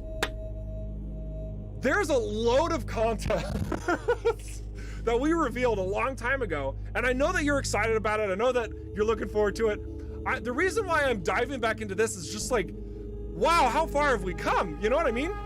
Like that's the bomber. Michael, shave, goodness gravy. But otherwise, wow. Super cool flashbacks to see just like these blockouts, you know, the scout even, the look at that. Or that's not the scout, that's the Vindicator. The Vindicator even. All these way back here. So good. So good. Now, I showed you all that to make you feel bad, I guess, because, but you can see, like, the more polished, if you zoom in, like, you can see the more polished Rogue light fighter in there. And we'll be able to show that somewhat soonish because, you know, spring's right around the corner. This is also when we're hitting the language support. It's important. We're in that language support for German, French, Italian, Spanish, Brazilian, Portuguese, Polish, Czech, Russian, simplified Chinese, Japanese, and Korean. We got new main side missions, got new equipment, challenges, and perks. We got overhaul crafting and resources. Boom. Crafting, resources. This was the entire reason I pulled up this entire tangent. Crafting and resources, right here. Increased player level cap, whatever, you know, it's a number. Drake Gang Wars, we got a new system. We see water, we see fire, ice, lava, new side missions, new activities, mini missions, challenges, a new companion, Oh my gosh. Increased player level cap. In the fall, we got Ancient Rifts, the new in-game activity, new activities, mini missions, challenges, increased player level cap, and then EVERSPACE 2 1.0 in early 2023. That is what's on the docket for our roadmap as of right now. All of this stuff is public for viewing. Digest it. Don't let it give you heartburn. Could there be more little tweaks and additions in the works that are happening in between all of this? Absolutely, of course. Absolutely. You know, you've seen it from every rendition and update that we've done before. So this is just the big stuff. The big stuff. The big stuff. So that's what you have looking for. We're not gonna get into the frequently asked questions, but like, yeah, you know, if you've got a question that you just absolutely have been pounding it and you're just like, yeah, but we went through this. I think this is a really hot one. We went through this. You can read about our official responses here because I'm not going to read this verbatim. That's a waste of your time and mine. If you want it, digest it. We have the Drake system. Let's get some better screenshots of this. Let's get some better screenshots of this. Much better. Much better. So here we have a striker and a striking shot. Ah! All right. But you can see that this world is mean. Look at that lava. Look at that lava. Look at that.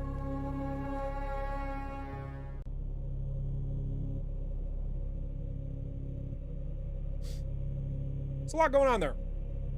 And in the description of this screenshot, Planet Mota is as dangerous as it looks. The entire place is like Hell's Kitchen with lava pretty much everywhere, causing stacking heat damage, while erupting lava geysers can tear apart shields and armor with ease. So of course there's an environmental effect that takes place if you're flying too close to the lava.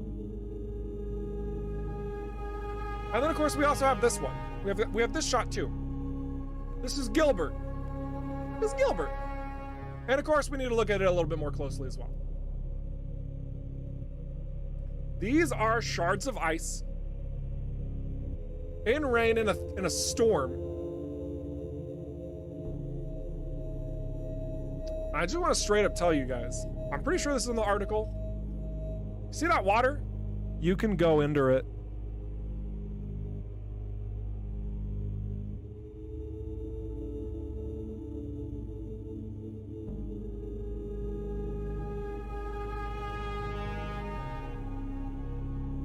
It does say it. Water can be your ally or your enemy. Dive underwater to escape from enemy attacks like a classic submarine, but fair warning, dive too deep for too long and the pressure warning will be the last thing you'll see. I know somebody out there is gonna be like this realism expert and be like, now wait a second, if we can fly super close to stars in outer space and be perfectly fine, but have too much pressure when we go underwater at a planet, you're not maintaining a real, we don't care. This is gamification. We want there to be ramifications for certain actions and not for others, okay? So if something doesn't feel right from a realistic perspective, I want you to ask the question, does it feel right from a game perspective? And if you still are torn on that, let us know on the forums. What a beautiful space to talk and have a discussion. Oh, it's so delightful. Isn't development fun? I love it. I love it. All right, and then we also had this trailer recap, which we actually watched at the very start of the stream. You guys want to see it again, just for kicks and giggles? Because there is very small footage of both of these planets. You want to see it again? Why not? We can watch it one more time. Let me zoom on out back to my 100% and then pull up the trailer. 1 second. I need to do a thing because I still have. Oh, there we go. I still have my music going on here, and I want to listen to the trailer too when I when I do this for all of you. So I'm turning off my music so I can listen to this. All right, are you ready? Here we go. Here we go. One more time. Let's watch this.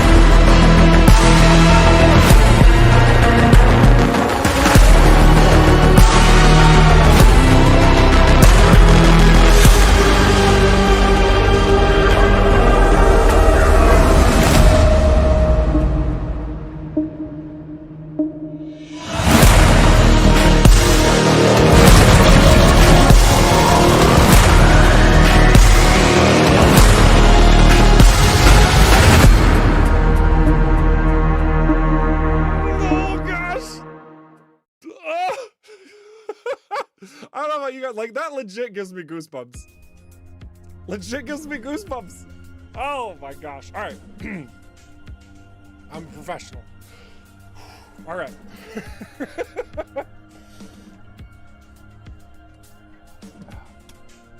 Yeah, so that's great. Dude, that's so offensive. Oh man, I'm gonna make fun of people here. You know, if somebody gets too offended by it, you know, talk to me about it. It's fine. I'm never meaning to like hurt anybody. Sometimes you just gotta learn to laugh. Because you know there's somebody out there who's gonna be like that. That's not the audience we're trying to please. If you're coming to our game, like sincerely, if you're coming to our game to get the highest space simulation experience you can possibly receive, you've already failed. Because that's not what our vision is for EVERSPACE 2. That was loud, wasn't it? But it's so good loud. Get in my ears. Anyway.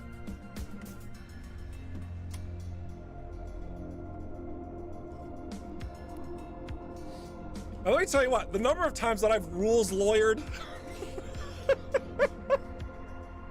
I should be offended of me making fun of individuals like that because I'm one of those people too. All right, anyway, all right. Let's get to, actually, you know what, we got 20 minutes left. There's a lot of your screenshot stuff that I want to show. So let's get into fan art now. We need to save, so let's get to Peron 4 and then we'll save.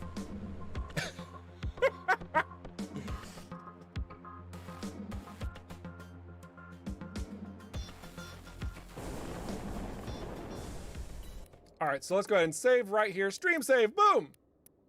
Done and done. Game was successfully saved. That's what I like to hear. Then we are going to, we're gonna kill the game straight up and go back to the news screen. Look at this. And I also see a question that I really, really would like to answer. So we're gonna do that.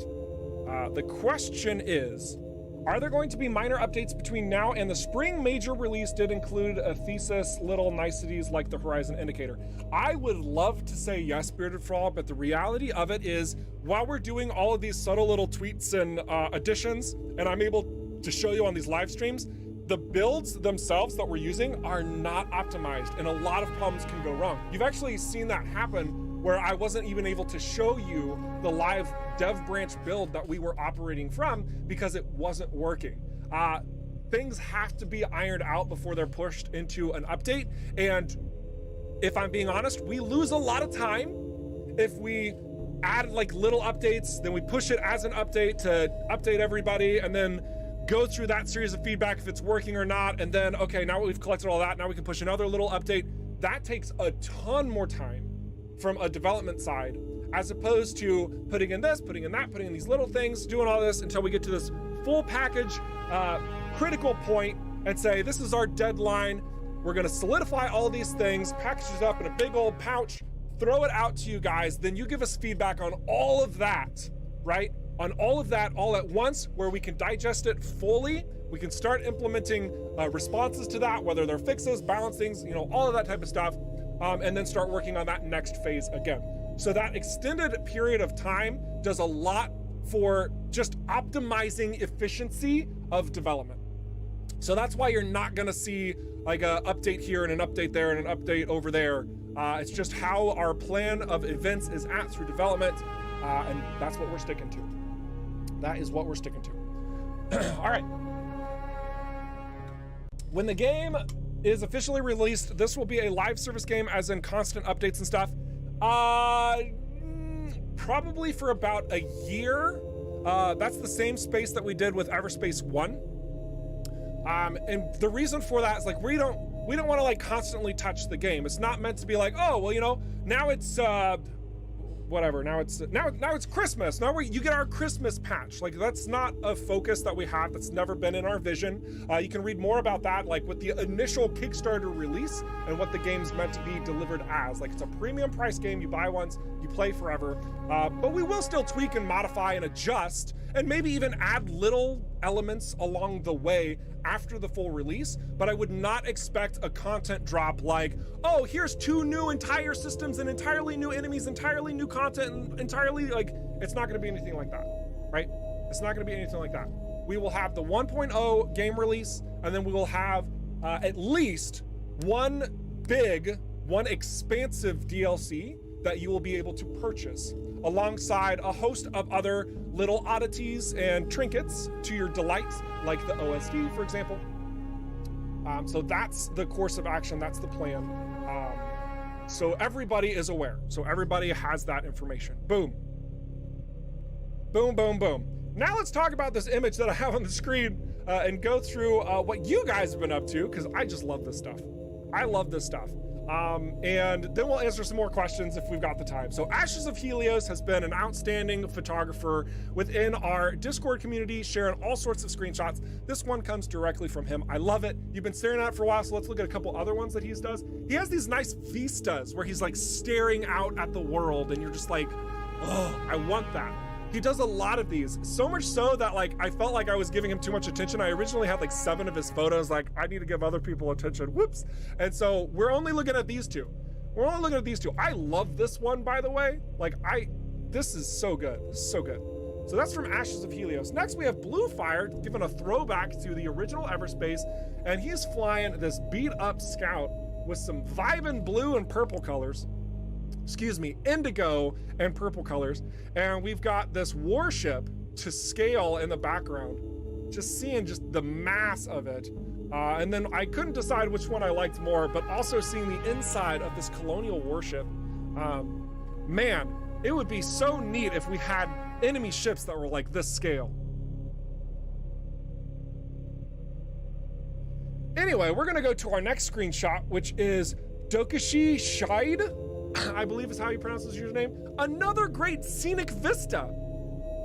Like looking at this briefly, I thought that this was coming out of another space game that's more prone on realism. And I had to like do a double take and I was like, wow, okay, that's pretty solid. Really cool effects going on. And we did that, yay. Good job, us. That's a nice shot. I dig it. I dig it. Oh my goodness.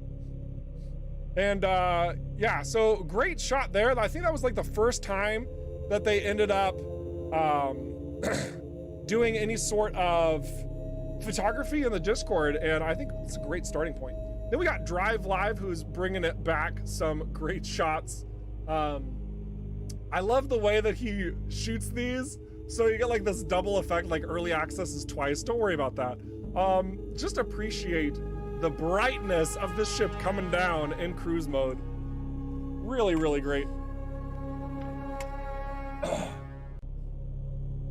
We also have Flory 2931, who's been dropping a lot of love in the screenshot channel as well. And Flory, you are doing a great job. That's why I'm showing your photography. So keep it up. I really dig it. Don't forget to use those rule of thirds and whatnot. You are getting some really cool stuff shot. Like I love this ship, and it's like, oh crap moment where you're getting blasted at and you have like no health left. Definitely enjoy it. We've also got this one, which comes out of EVERSPACE 1, and it gave me some really strong vibes for, I can't say anything else about this shot actually, but it's great. I love it. Because of all those missiles. I love all those missiles. This is the, shoot, what is it called even? The Seeker Missile Battery? I think it's the Seeker Missile Battery from EVERSPACE 1. It shoots 10 missiles at the same time, and they just auto lock and they go after a target, but there's only one target here, so it's just like going for the kill. Oh, I dig it so much. Great, great shot. Very, very good. Then last but not least from Flory, we've got this one with the gunship Love at the end of the run, getting ready to launch out into a new adventure. Perhaps this is the character that will end up being the lead in EVERSPACE 2, or maybe this guy will just get wrecked. Who knows? Who knows? Great shots. Johnny Hazard with the Portuguese ship. Definitely digging it. Definitely digging it. Representing. Good, good stuff. We have Kazaa being, Kazaa. I love this shot. So if anybody's wondering like, oh man, is this like a modification? No, this is actually straight out of the game, he had 1, 2, 3, 4, 5, 6 different thermal guns, all different colors, and he would fire one, then cycle it, fire the next one, cycle it, fire the next one, cycle it, by going to the inventory and then firing the next one respectively. That's pretty neat. That's pretty clever. Well done, Kazaa. Well done. We have a number of other ones from Kazaa as well. I'm gonna go through them a little bit quickly. He's really great with his vistas as well. Love this one out of the Kayit Nebula, given a sense of just sheer mystery of what's around the corner. Definitely digging that. We also have the Zarkov in a similar capacity with this. What is that? I don't even know what that is. It's a thing floating in space, and it makes you want to know more. What's the story behind this? And we've got this one where he's fighting really far away from the star, so the lighting effects have been diminished, and you get all of these hot colors coming out of the enemy base, all of these reds, right? Because everybody knows that all bad guys use red for all the things that they color, right? It's like, you know, their desktop lamp, it's red. You know, the lights on their missile turrets outside, they're red. You know, the bathroom light, it's totally red. Their toothbrush, red light on it so they can brush their teeth. Like, everything's red when you're a bad guy. Really great shot. Also, dodging that missile is clean. Definitely dig that too. Great looking shot. Next, we've got this one, which looks like it's part of the teaser. But this is just Kazaa being Kazaa. He did not get exclusive access to anything coming. You're a madman, Kazaa, and I love it. And this is a great shot. This is a great shot. It gives you those great vibes of being overwhelmed. What are you gonna do? What's the next step? It's great. It's great. Definitely digging it. Next, we got M Boogie, who's using some reflection. You know, normally we have the Chemical Bro show us all sorts of reflections and elements in that regard, but here we got some competition. We got M Boogie firing out of his, is that a Sentinel? I believe that's a Sentinel based on that little chunk of wing. Clean. This is great. I dig it. I dig it so much.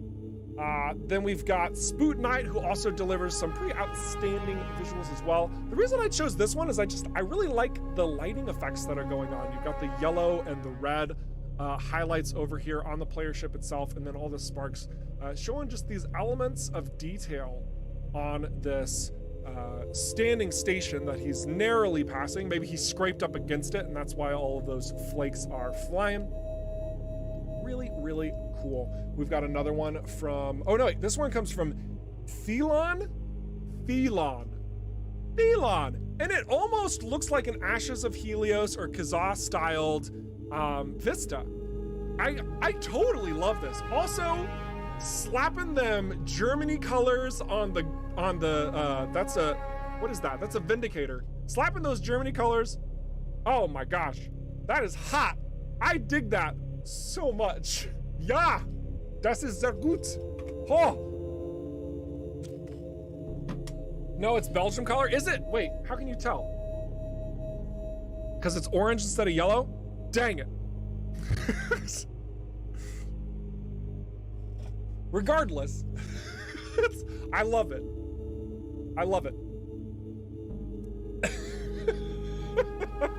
Oh, my goodness. Next, we're going into, whose is this? Whose shot is this? This is the Chemical Bro. The Chemical Bro. I love this shot and how he's like flying out of, or the side of, the Zarkov Nebula. Storm, the Zarkov Storm, and he's flying through these chunks of debris from somebody who quite didn't make it. I love that. I love that. Definitely love the reflection on the ship, and I know that he like magnifies the intensity of all his reflections. It's like everything is like metallic 0%. It's great. It's great. So keep it up. Really, really good stuff from the Chemical Bro. We got one more from the Chemical Bro, and then we've got a couple more items to showcase as well. Oh my gosh. Is it a Vindicator or a Vanguard? Because earlier you confused the two. I probably did confuse the two. Some of the wings look similar to other classes. Yeah, they do. They do. More distinction will be had in the future, especially higher tiers. All right. So yeah, I really enjoy this shot as well. Just seeing the scale of that enemy base, I think just makes me happy. All the way out here in Zarkov, but the protection, the elements of protection that they're using on this asteroid shows why they've been able to survive so long. So good, so good. All right, next up, we're going into our fan art section. And my goodness, let me tell you what, we got 5 minutes. I'm gonna try and get through this as quickly as possible. We've got Deshra, who's been continuing to put together all the different types of EVERSPACE ships using these pieces from this play set that allows massive customization to stylize your own spaceships. And this one, of course, is the gunship. So this is the front, it's side-ish angle, and we also have the rear side, so you see like the big bulky engines on the sides, the engines in the middle, and it's like sort of flatter body type. Looks very well done. That looks great, man. That is so good. Then we also have the Scout as well. Now this is the base, so ignore the base, but this, it's kind of hard to see, but this chunky boy right here, that's the side wing. That's the side wing. You can actually see it a lot better here with the color distinguished, but you can see that the Scout is far more visible just from that side wing alone, and how it's all coming together. Just really great stuff, and how you can utilize those pieces to show different styles. Next up, we have one that I was debating on showing, but I'm gonna show it anyway. We have this one from Hazzy, who's a moderator in our Discord, who has been having a lot of fun in seeing what he can do in the world of EverSpace 2 and creating his own sort of customization. And yeah, there you go. Look at that. Evertron, as Shuzim says. That looks pretty freaking sick, not gonna lie. One could say it's even inspiring, perhaps. So it's really cool stuff from Hazzy.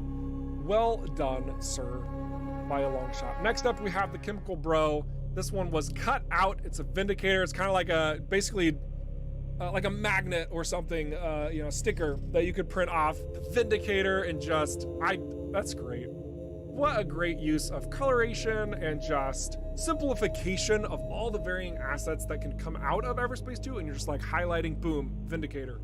Love it. So good.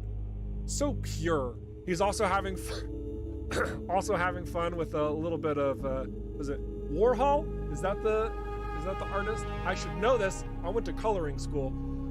But yeah, having fun with Michael Schaub, CEO of ROCKFISH Games. Very, very clever, very nice. Definitely chef's kiss. Mwah. That's good. Let's see if we can't go to the next one. Hang on a second. So I have to open up a new thing. Okay, there we go. Then Chemical Bro again, also his rendition of the Vanguard, and he did it with Legos. He was doing this with his daughter, which I don't actually know the age of his daughter. Maybe she's 7. Maybe she's 30. I have no idea. Either way, I think that this is adorable, and it's pretty cool. I think it's pretty cool. That is their Christmas tree in the background as well. Pretty neat to see the Vindicator, or Vanguard. This is the Vanguard. The Vanguard realized in Legos. So really, really good stuff. All right. Next and finally, the last thing to show, which I found pretty funny. We have a mysterious new kid on the block.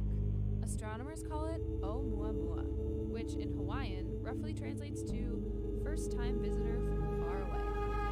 Oumuamua is the first interstellar object ever detected in our solar system.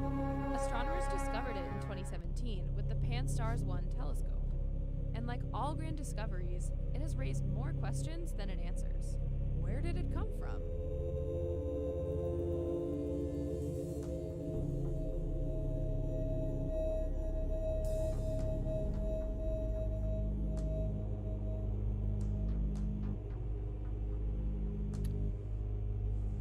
Well done, Chemical Bro. Well done. That is pretty solid. Oh, whoops, I pushed the wrong button. Oh, shoot. Where did it go? Where did everything go? Okay, we're back. Sorry about that. Anyway, yeah, so that was fun. That was great. Also, time's done. We're done with time. Time is completed. But guys, thank you so much for being here as I blabbed your face off of all these little tweaks and adjustments and new little features that we're planning to implement, as well as the additional showcase of a couple things you're not supposed to see yet. Gonna have a little talk with Hans Christian. Everything's fine. It's fine. All right. Just don't share it everywhere on the internet. It's our little secret, okay? All right. But obviously, there's more stuff coming. I remember somebody asked in the chat earlier, is like, can we get more set items? No, guys, no. We are giving you one set item for the entire game. That's it. There's no more coming. Okay, anyway. Guys, seriously, you've been awesome. I have been Eric Schrader, your community ambassador for all things EVERSPACE 2. I have been your servant. I will continue to be. If you need to have your question answered because I missed it, because we got a lot of great questions, I encourage you to head on over to the Discord where you can go into that Ask Devs Questions channel and be like, yo, bro, I need this answered. Give me the response now. And either I will personally respond to you or a member of the community who knows what they're talking about will. And if a member of the community does poke in and they say something that's wrong, I will correct them. It's a nice system we have over there. Furthermore, you can also follow us in all the spaces that you see scrolling across the screen at this point in time. Also note that those images that I share that I always get really excited about, a lot of those show up on our Instagram. So if you love the photography that you've been doing and you want to see other like-minded individuals, head on over to our Instagram at EVERSPACE_game to see all of what you guys are doing. It is a great place to be. All right, guys, I got to get out of here. But yeah, I already said my goodbyes. So toodles. Wait, no, you need to see my face when I say toodles. That's a, wait, blackness. Okay, everything's fine now. Toodles!